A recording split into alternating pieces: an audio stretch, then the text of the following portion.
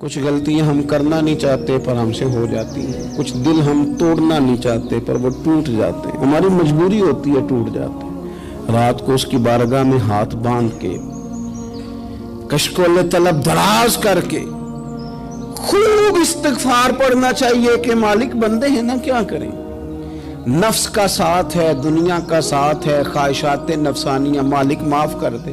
درد سے توبہ، رسم نہ ہو، کہانی نہ ہو، لفظ نہ ہو، جملے نہ ہو، اور جناب ایسے لوگوں کے بیچ بڑے ہاتھ باندھ کے اور بڑا کوئی ضرورت نہیں، آپ اکیلے اپنی چارپائی پہ بستر کے اندر منہ دے کے بھی درد سے کہیں گے نا معاف کر دے تو وہ تو مہربانی بڑا ہے۔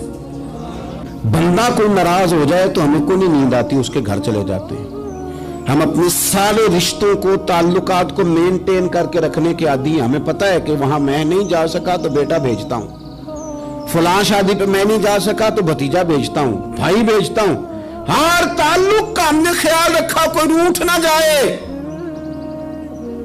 لیکن کمال ہے نا، یہ نہیں سوچا کہ اگر رب روٹھ گیا تو جب وہ روٹھ جائے نا تو سارے رشتے بھی بندے کے پاس موجود ہوں تو کوئی کرامت نہیں ہوتا، پھر کروڑوں روپیہ جیب میں ہوں تو ڈاکٹروں کی دوائیاں اثر نہیں کرتی۔ وہ روٹھ جائے تو پھر انسان اس طرح سے پھسلتا ہے کہ بڑے بڑے اس کے پاس دروازے ہوتے ہیں پر کسی جگہ اس کا ہاتھ نہیں لگتا۔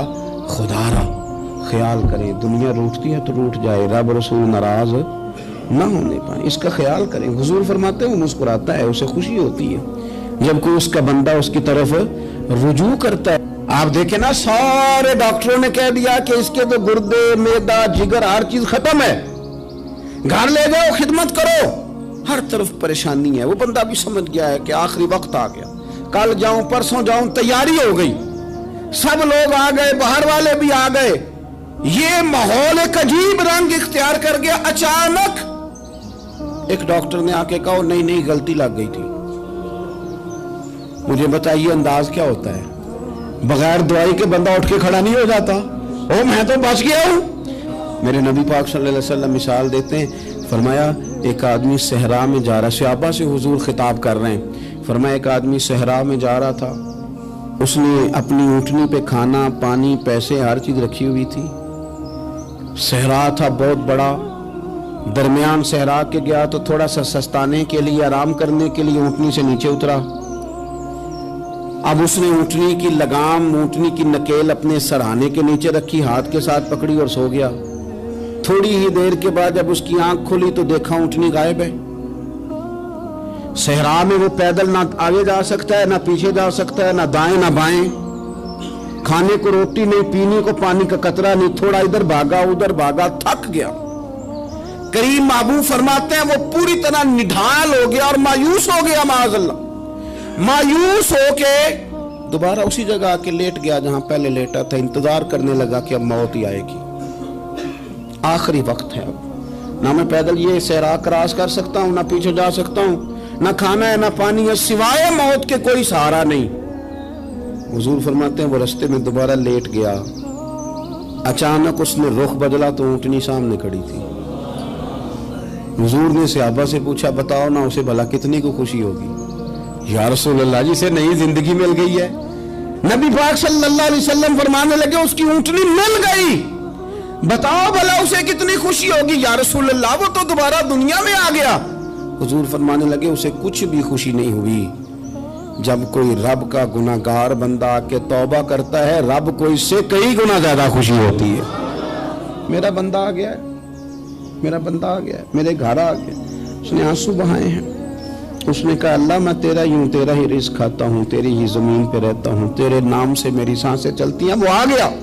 فرمایا اس اونٹنی والے سے زیادہ رب کو خوشی ہوتی ہے جب گناہگار آ کے توبہ کرتا ہے۔ گناہگاروں کے آنسو اس کی بارگاہ میں بڑے مقبول ہیں، لیکن ہم رسم ادا کرتے ہیں، توبہ نہیں کرتے، ہم اپنے آپ کے ساتھ دھوکہ کرتے ہیں، جھوٹ بولتے ہیں، ہم نہ گناہگاروں پر بھی فتویٰ دینے میں جلدی کرتے ہیں اور نیکی پر بشارت دینے میں بھی جلدی کرتے ہیں، حالانکہ یہ ہماری ذمہ داری نہیں۔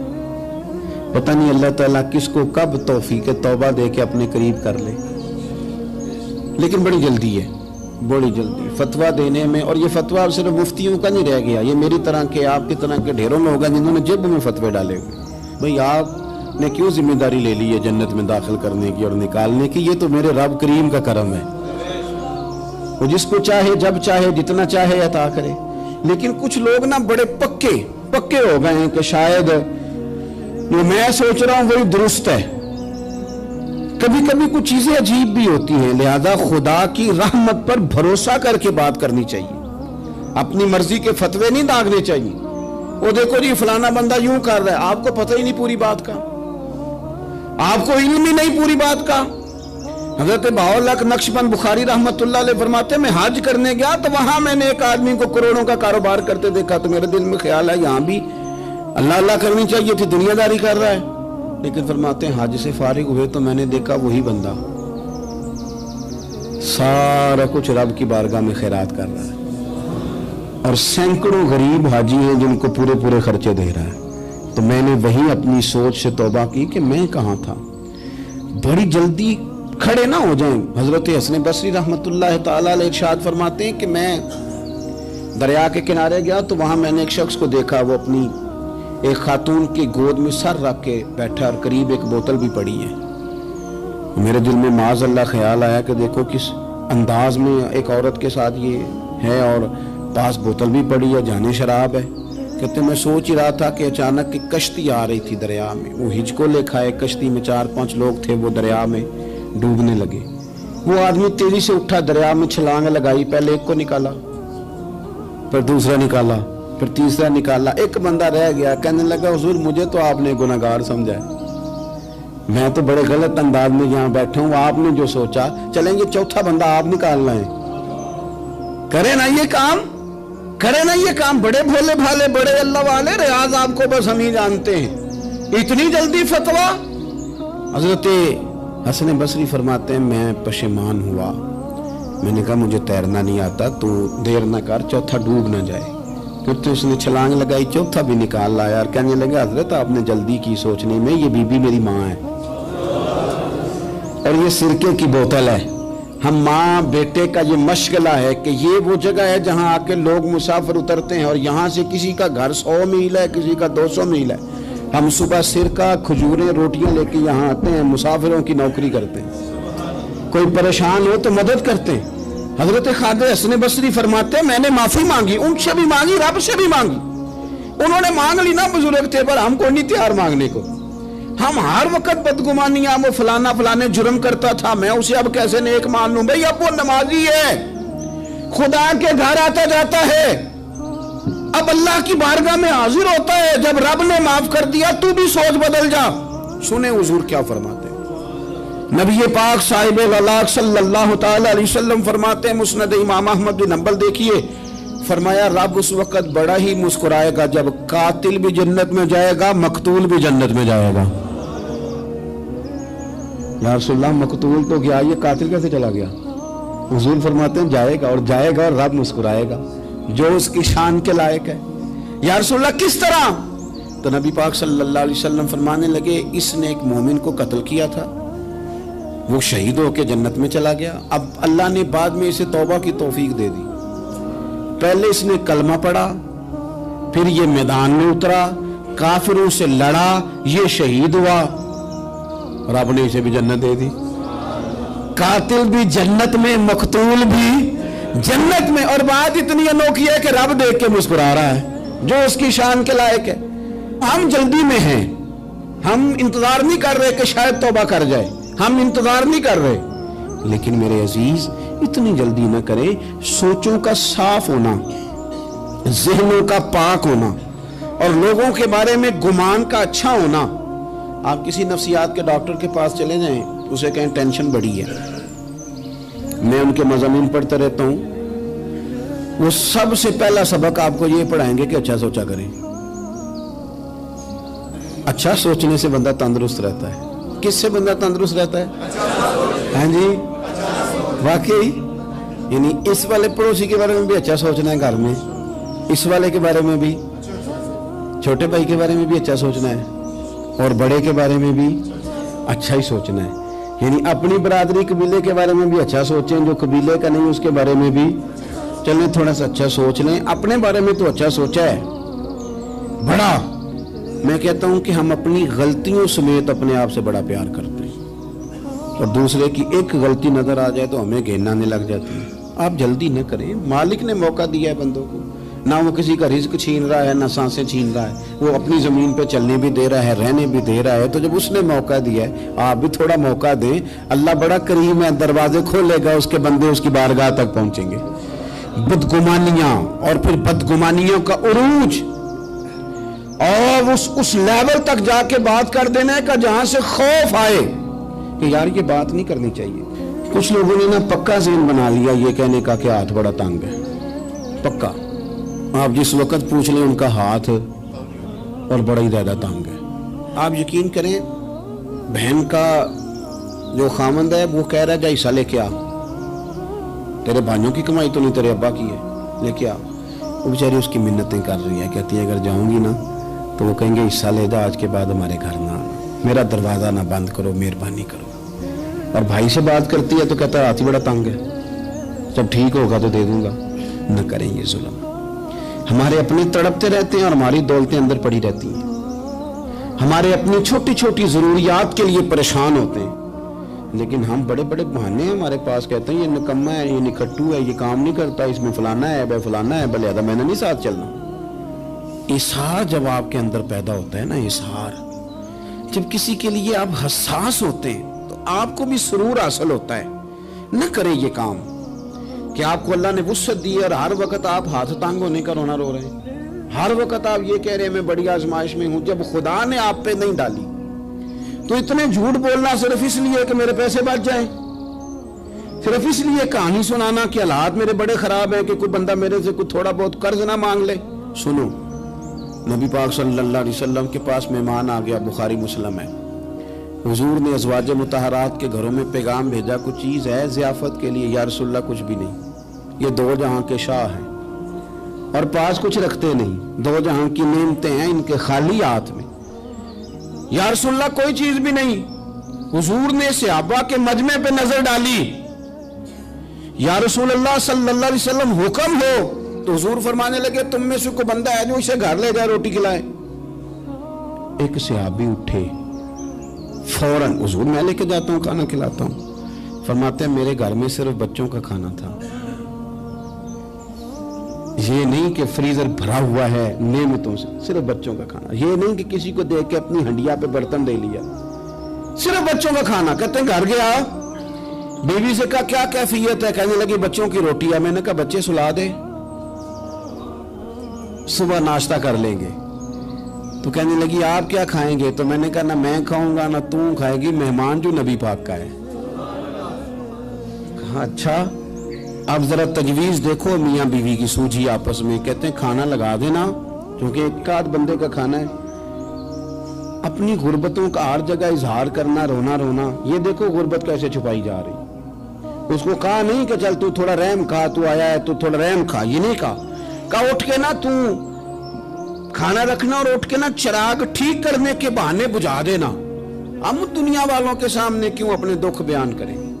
ہم جو کہیں گے رب رسول کی بارگاہ میں کہیں گے. تو نا چراغ ٹھیک کرنے کے بہانے. اہلیہ اٹھی, کھانا دینے کے بعد چراغ ٹھیک کرنے کے بہانے بجھا دیا.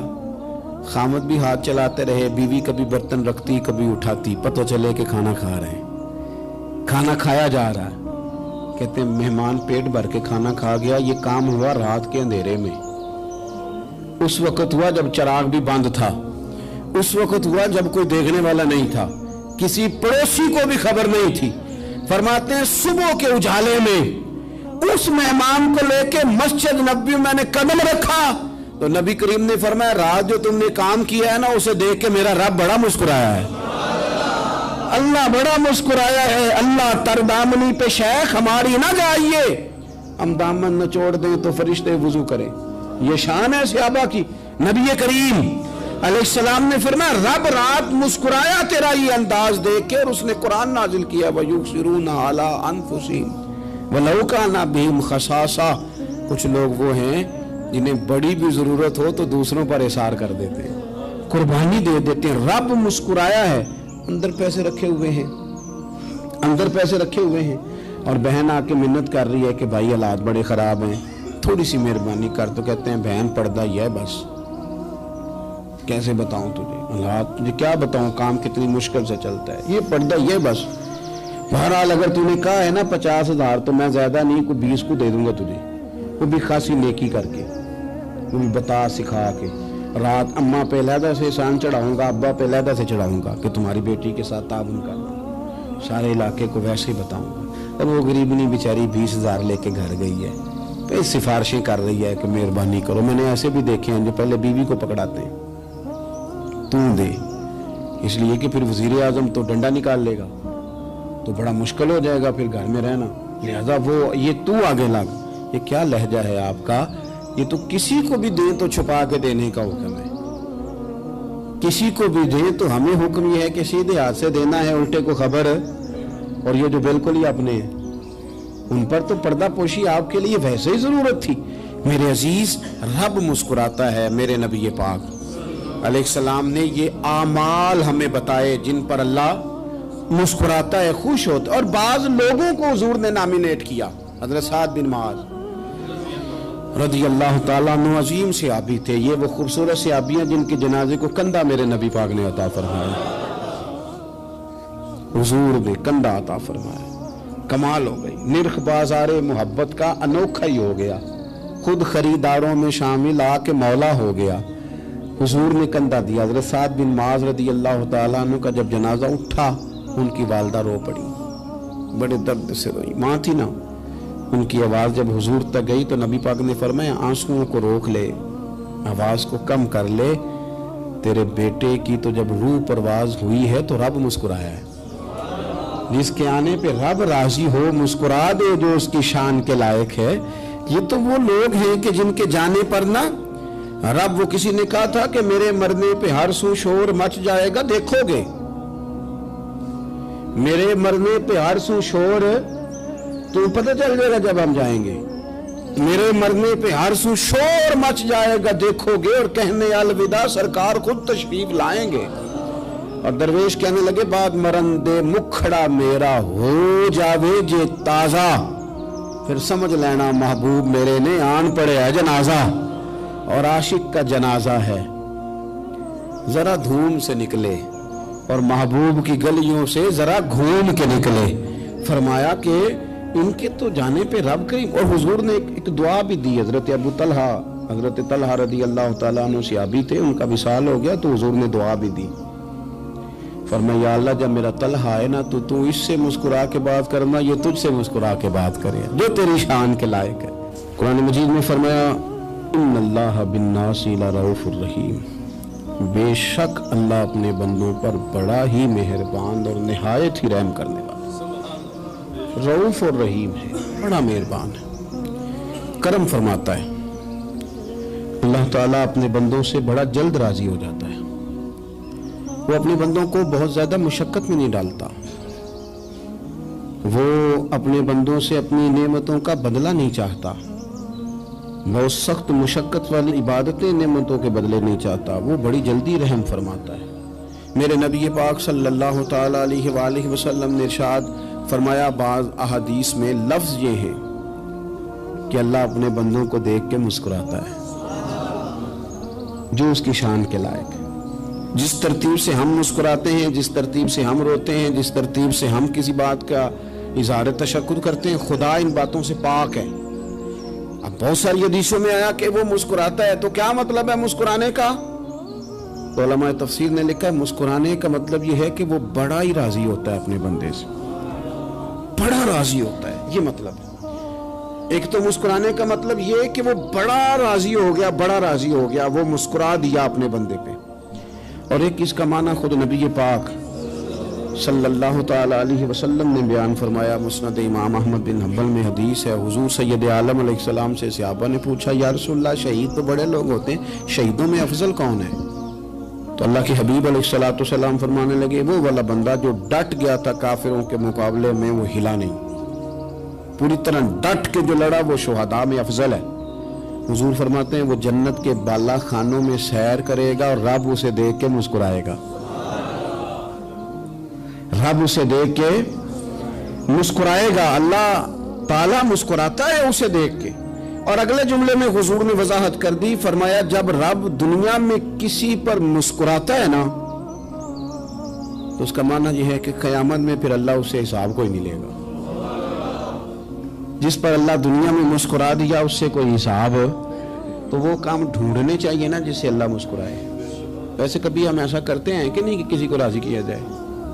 یہ کام ہم کرتے ہیں کہ ہماری کمپنی کا جو سربراہ ہے وہ ہم سے راضی رہے، جس ادارے میں ہم پڑھاتے ہیں اس ادارے کا بڑا ہم سے راضی رہے۔ یہ کرتے ہیں ہم، اس کے لیے کچھ نہ کچھ ہیلے بہانے ہم کرتے ہیں۔ برادری، قبیلہ، علاقہ، بستی، لوگ کسی طریقے سے ہمارے ساتھ مطمئن رہیں، کرتے ہیں نا یہ سارے کام۔ اس میں تھوڑی مشکل بھی ہمیں آتی ہے لیکن کرتے ہیں، کیا کریں۔ گھر میں بھی کئی دفعہ ایسا ماحول بنانا پڑتا ہے۔ چلیں ایک اور میٹھی مثال دیتے ہیں، زیادہ سمجھ میں آئے گی۔ چھوٹا بچہ خوش رہے، آپ اس کے لیے محنت نہیں کرتے؟ وہ چھوٹا ہے، اس کو خوش کرنا فرض ہے ابا پہ، لیکن وہ کہتا ہے کہ میں نے موٹر سائیکل لینا ہے۔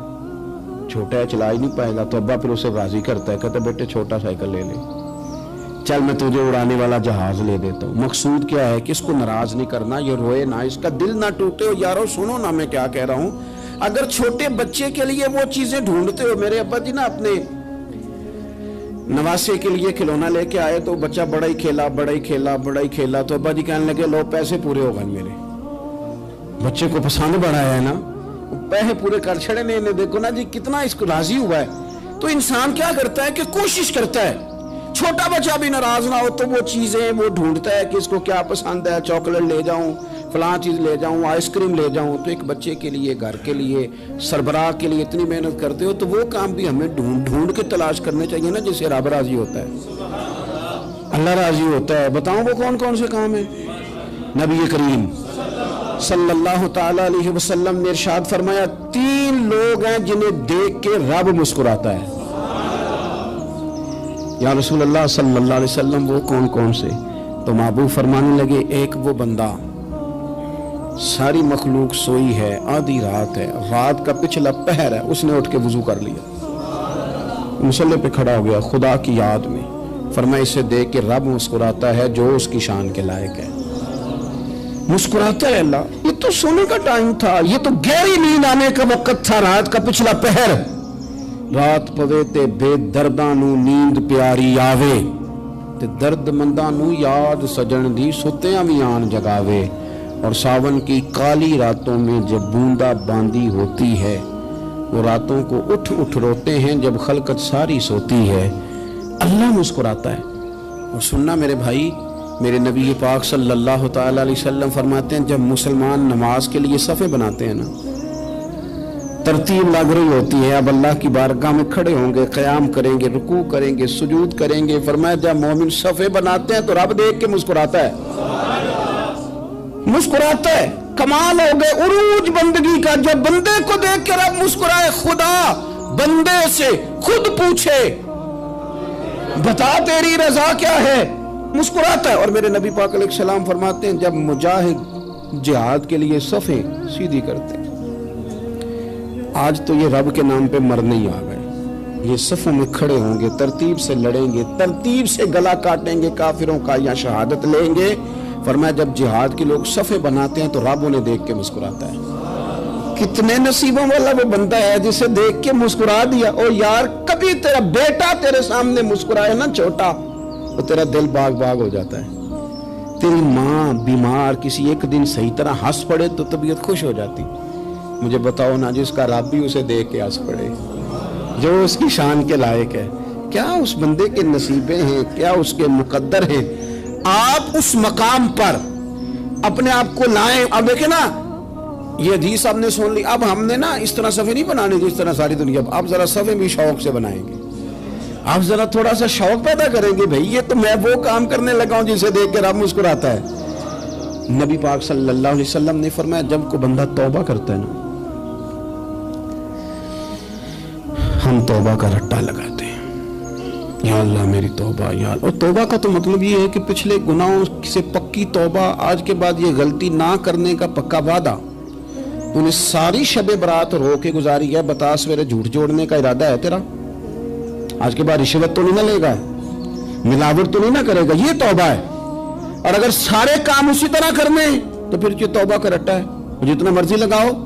हजरत अली बिन रबिया रदी अल्लाह ताला अन्हु फरमाते, मैं मौला अली के साथ था, मकाम हर्रा की तरफ जा रहे थे, हजरत अली ने हाथ उठा के दुआ मांगी हमारी तालीम के लिए, वरना हजरत अली हम सहाबा को महफूज अनिल खता तो मानते हैं ना। हाथ उठा के कहा, ऐ अल्लाह हमारे गुनाह बख्श दे, तेरे अलावा कोई माफ करने वाला नहीं। और फिर हजरत अली आसमान की तरफ देखा और देख के ना हजरत अली बिन रबिया को तो मुस्कुराए। हजरत अली बिन रबिया कहने लगे, हुजूर मुस्कुराए क्यों हो? फरमाने लगे, एक दिन मैं हुजूर के साथ इसी तरह आया था, इसी तरह हुजूर ने दुआ फरमाई थी हमारी तालीम के लिए, और फिर हुजूर मुझे देख के मुस्कुराए थे और फरमाया, जब कोई बंदा रब की बारगाह में इस तरह इस्तिगफार करता है तो रब मुस्कुराता है और मुस्कुरा के फरमाता, देख लो मेरे बंदों को पता है कि मेरे अलावा माफ करने वाला कोई नहीं, इन्हें पता है, तुम उसकी बारगाह में रुजू तो लाओ, आओ तो सही दो आंसू लेकर। इकबाल कहते हैं कि असीर दुश्मन की चाह में भी, मुखालिफों की निगाह में भी, अमी है, सादिक है, मोतबर है, मेरा पैगंबर अजीम तर है। नबी पाक सल्लल्लाहु अलैहि वसल्लम तशरीफ लाए, उन्होंने कहा जी आप जो फैसला भी करें कबूल है, आप बता दें कौन सा कबीला हजर अस्वद उठा के, बाकी खाना काबा की तामीर मुकम्मल होगी, हजर अस्वद कौन सा कबीला लगाए। पहले तय कर लिया था जो हुजूर फैसला करेंगे सबको कबूल होगा। अब अगर हुजूर एक के हक में फैसला कर देते तो तैयार थे ना बाकी कबूल कर दी।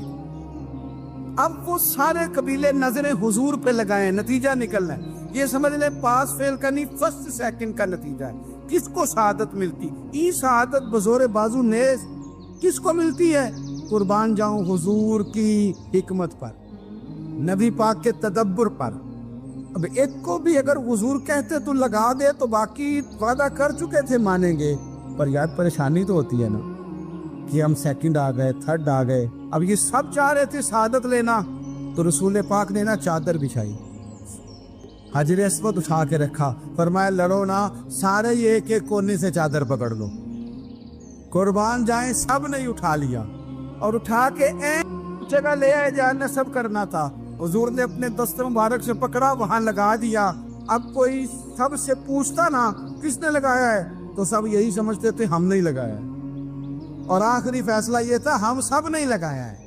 ये हिकमत है रसूल पाक की। तेरे आगे है यूं दबे लचे फुसा अरब के बड़े बड़े, कोई जाने मुंह में जुबान नहीं बल्कि जिस्म में जान ही। नबी पाक अलैहिस्सलाम ने फरमाया, जो नमाज तुम अपने घर के अंदर पढ़ोगे, एक नमाज का अल्लाह तुम्हें सवाब देगा, जमात के साथ पढ़ोगे तो 27 नमाजों का सवाब। लेकिन फरमाया वही नमाज अगर तुम मेरी मस्जिद नबी में आके पढ़ोगे तो अल्लाह 50,000 नमाजों का सवाब अता करेगा, 50,000 नमाजों का। और मदीने वाले हबीब फरमाने लगे, वही नमाज अगर तुमने बैतुल्लाह में आके पढ़ी तो नमाज एक होगी, लेकिन रब तुम्हें 1,00,000 नमाज का सवाब अता फरमाए। अब ये फजीलत हुजूर ने बयान की, फजीलत देखें, अल्लाह ताला की रहमतें हर जगह बरसती, यहाँ कब बरसेंगी हमें कोई पता नहीं। तकरीर के वक़्त, खुतबे के वक़्त, नमाज के वक़्त, दुआ कब बरसेंगी नहीं पता। लेकिन खानाए काबा का जो मामला है और वहाँ जो रहमत का मामला है, मुल्ला रूमी फरमाते हैं कि खुदा की रहमत अगर तुझे इतनी मिल जाए ना, कतरे के बराबर भी, तो समझ ले तेरी दुनिया भी बन गई और तेरी आखिरत भी बन गई। अब मेरे नबी पाक अलैहिस्सलाम की हदीस सुने, हुजूर फरमाते हैं रोजाना बैतुल्लाह शरीफ पर अल्लाह की 120 रहमतों का नज़ूल होता है। या रसूलल्लाह किस वक़्त होता है? फजर के वक़्त, ज़ोहर के वक़्त, असर के वक़्त, तवाफ के वक़्त, नमाज के वक़्त, कब? तो हुजूर ने तय करके बताया। फरमाया 120 रहमतें अल्लाह खाना काबा पे नाजिल फरमाते हैं। या रसूलल्लाह कब? फरमाया 60 रहमतें तो उन पे बरसती हैं जो बैतुल्लाह का तवाफ करते, और फरमाया 40 रहमतें उस पर बरसती हैं जो हरम शरीफ में नमाज पढ़ता है। और हुजूर फरमाते हैं कुछ भी ना करे, बस बैठ के काबे की ज़ियारत ही करता रहे, 20 रहमतें तो अल्लाह उसे भी अता फरमा दे। कितनी मुकद्दस जगह है, वहाँ जाने का ज़ौक़, वहाँ जाने की तड़प, वहाँ जाने का शौक़, ان لوگوں سے تھوڑا سا شکوہ ہے جو کہتے ہیں جی میں نے جی بڑی راج راج کے زیارت کر لی ہے، بس راج گئے، ختم ہو گئی بات۔ سنو، نبی پاک علیہ السلام نے 53 سال حیات ظاہرہ کے وہاں گزارے، 53 سال، لیکن جناب صدیق اکبر رضی اللہ تعالیٰ عنہ فرماتے ہیں قربان جاؤں، جس رات میرے کریم محبوب علیہ السلام ہجرت کی رات مکہ مکرمہ سے نکل رہے تھے تو حضور پلٹ پلٹ کے بیت اللہ کو دیکھتے، حضور پلٹ پلٹ کے دیکھتے تھے، اور پھر میرے محبوب کریم علیہ السلام نے پلٹ کے کعبے کی طرف دیکھ کے فرمایا بیت اللہ تو مجھے بڑا ہی پیارا ہے، تو مجھے بڑا ہی پیارا ہے، اے شہر مکہ تو مجھے بڑا ہی پیارا ہے۔ فرمایا اگر میری قوم مجھے پریشان نہ کرتی میں تجھے کبھی چھوڑ کے نہ جاتا۔ 53 سال رہنے کے باوجود بھی حضور کا بیت اللہ سے پیار، نبی پاک کی اس شہر کے ساتھ وابستگی، وہ دلچسپی، وہ ذوق، وہ شوق، وہ کیفیات، کیوں مان پڑتے جا رہے ہیں ہمارے جذبے؟ ہمارے سیاست کی باتیں روز ہونے لگی ہیں، بحثوں کی باتیں روز ہوتی، لیکن اپنا عشق مضبوط کرنے کی بات، آپ یقین کریں یہ جو عشق ہوتا ہے یہ بندے کو آزاد کر دیتا ہے، یہ بندے کو عشق آزاد کر دیتا ہے۔ اعلیٰ حضرت فرماتے ہیں اے عشق تیرے صدقے جلنے سے چھٹے سستے، جو آگ بجھا دے گی وہ آگ لگائی ہے۔ اور علامہ اقبال کہنے لگے اقبال سمجھاتے ہیں، وہ کہتے ہیں بجھی عشق کی آگ اندھیر ہے، اب مسلمان نہیں اب خاک کا ڈھیر ہے۔ کہتے ہیں بغیر عشق کے نا کوئی کام بھی، نماز بھی بغیر عشق کے پڑھی جاتی ہے تو کوئی مزہ ہی نہیں دیتی، بندے کہتے ہیں دل ہی نہیں لگتا، پیری مریدی ہے بغیر عشق کے ایسی رسم ہی ہے، ٹھیک ہے گزارا چل رہا ہے، قرآن شریف کی تلاوت ہے تو بغیر عشق کے کیسے کیفیات چلیں گی؟ اللہ رسول کے ساتھ پیار ہے تو کوئی دلچسپی نہیں، کوئی شوق نہیں، کوئی کیفیت۔ آپ یقین کریں کچھ بندوں پہ بندے کو تڑپ آ جاتی ہے، شوق آ جاتا ہے، یار یہ اس کو کیسے نکالیں، یہ کس طرح کا پیار کرتے ہیں، آ کے بیٹھا رہتا ہے، چپ کر کے بیٹھا رہتا ہے، کہتا ہے جی کوئی کام نہیں بس 10 منٹ ملنا ہے، بندے کو اس بندے پر ویسے ہی پیار آ جاتا ہے۔ کچھ ایسے سنگی ہوتے ہیں جو آستانوں پہ 10 چکر لگا کے آتے، شکوہ نہیں کرتے کہ میں 100 دفعہ بھی آیا ہوں فلانے حضرت ملے نہیں، وہ وارفتگی ہے، وہ شوق ہے ہمارا۔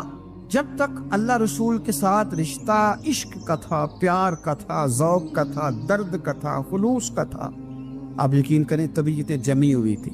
نبی پاک نے نا ہمیں تکلیف میں رہ کے پیار کرنے کا درس دیا۔ بخاری مسلم میں حدیث ہے، حضور اپنے مدینے کی شان بیان کرنے لگے، حضور فرمانے لگے، محبوب فرماتے ہیں یمن فتح ہوگا تو وہاں کھیت اچھے ہوں گے، کھلیان اچھے ہوں گے، کاروبار اچھے ہوں گے، تو کچھ لوگ مدینے والے وہاں جا کے رہنے لگ جائیں گے، آباد ہو جائیں گے، لیکن حضور فرماتے المدینہ تو خیر لہم لو کانوا یعلمون۔ بات کو سمجھنا، فرمایا کہ وہاں کھیت کھلیان اچھے ہیں، ان کا کاروبار وہاں زیادہ چلے گا، لیکن رسول کریم نے فرمایا مدینہ ہی ان کے لیے بہتر تھا، کاش وہ اس بات کو جان لیتے۔ فرمایا پھر عراق فتح ہوگا تو وہاں بھی کچھ لوگ چلے جائیں گے، کاروبار ان کا اچھا چل جائے گا، وہاں رہنے لگیں گے، لیکن فرمایا المدینہ تو خیر لہم لو کانوا یعلمون، فرمایا مدینہ ہی ان کے لیے بہتر تھا، کاش وہ سمجھ لیتے۔ اور میرے نبی پاک علیہ السلام نے فرمایا جو مدینے میں ڈٹے رہیں گے اور مدینے کی تکلیفوں پر صبر کریں گے، اذیتوں پر صبر کریں گے، فرمایا اگر وہ گناہ گار ہوں گے مدینے میں رہنے والے تو میں قیامت میں ان کی سفارش کروں گا، اور اگر نیکوکار ہوں گے تو میں اللہ کی بارگاہ میں ان کی نیکیوں پر گواہ بن جاؤں گا، گویا میں ان کے ساتھ رہوں گا۔ مدینے کے ساتھ نبی پاک کی جو محبت ہے، حضور کا جو پیار ہے، جس رات میرے نبی پاک صلی اللہ علیہ وسلم مکہ مکرمہ سے نکل رہے تھے نا مدینہ طیبہ جانے کے لیے، تو حضور نے دعا فرمائی، کہا اے اللہ تو نے مجھے اس شہر سے نکالا جو مجھے بڑا ہی پیارا تھا، اے اللہ یہاں بڑی یادیں تھیں، بڑا پیار تھا، تو نے وہاں سے نکالا جو مجھے بڑا پیارا تھا، اے اللہ اب تو مجھے اس شہر میں داخل فرما جو تجھے بڑا پیارا ہے، وہاں داخل فرما جو تجھے بڑا پیارا ہے۔ مدینہ طیبہ کے لیے نبی پاک نے دعا فرمائی، کہا اے اللہ تیرے نبی ابراہیم علیہ السلام نے مکے کے لیے دعا کی تھی، میں مدینے کے لیے دعا کر، اللہ مدینے میں دگنی برکت عطا فرما۔ اللہ کے محبوب علیہ السلام کی خاص دلچسپیاں مدینہ طیبہ کے ساتھ، مدینے والوں نے نہ حکمرانی نہیں کی، تو حضور نے پہلے کہہ دیا تھا خلیفہ قریش میں سے ہوگا، لیکن حکمرانی نہیں کی، غلامی کی، مدینے والوں نے نبی پاک کے دروازے کی گدائی کی، مدینے والے ہر میدان میں حضور کے سامنے کھڑے ہوئے دشمن کے مقابلے میں، مدینے والوں نے پیار کیا۔ اس لیے میرے نبی پاک علیہ الصلوۃ والسلام نے فرمایا اگر لوگوں کے دو گروہ ہو گئے، دو لائنوں میں لوگ چلنے لگے، ایک لائن ادھر چل رہی ہے ایک ادھر چل رہی ہے، تو حضور فرماتے ہیں میں تو اس لائن میں چلوں گا، اس قطار میں چلوں گا جس میں مدینے کے لوگ چل رہے ہوں۔ انصار مدینہ کے ساتھ حضور کا پیار، اس شہر کے ساتھ حضور کی دلچسپیاں، پیار دیکھیں نا، بندہ جب اپنے گھر واپس لوٹ کے آتا ہے تو شوق ہوتا ہے ذرا جلدی سے نا گھر پہنچ جاؤں، ذرا تھوڑا جلدی چلا جاؤں۔ کئی سفر سے آئے، صحابہ فرماتے ہیں کہ جب نبی پاک کسی جنگ سے، جہاد سے، سفر سے لوٹتے، مدینے کی عمارتیں نظر آتی تو گھوڑا تیز کر لیتے،